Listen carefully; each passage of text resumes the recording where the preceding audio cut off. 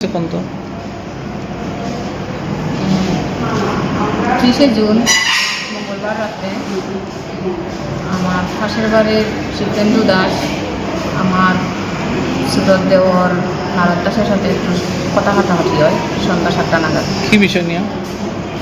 রাজনৈতিক কথাবার্তা নিয়ে। তারপরে তো কথা কাটাকাটি করার পরে যার যার ঘরে যে যার যে ঘুমাই গেছে। রাত্রে 1টা নাগাদ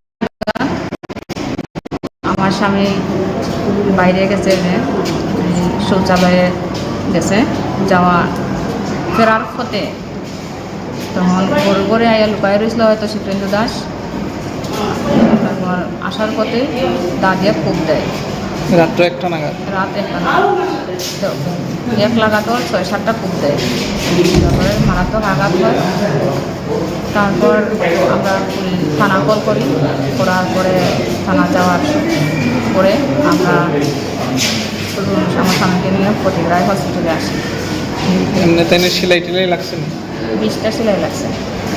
আর এমনি কেন মারছে হঠাৎ করে এখন? তো পুরনো একটু শত্রুতা ছিল যে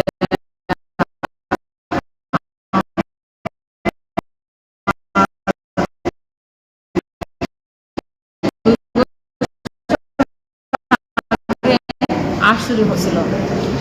তখন আমরা কেস মামলা করছি থানাত তোরাও করে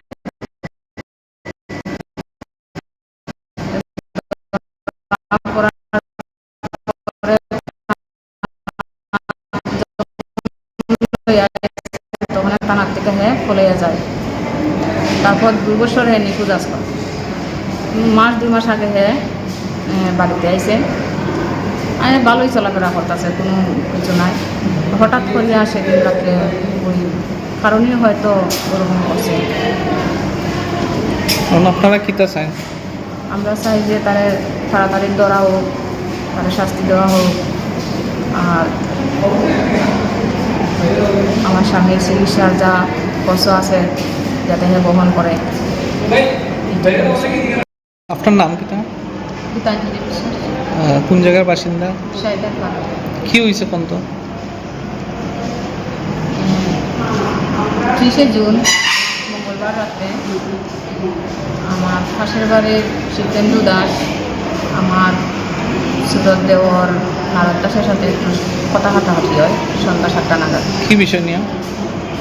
রাজনৈতিক কথাবার্তা নিয়ে। তারপরে তো কথা কাটাকাটি করার পরে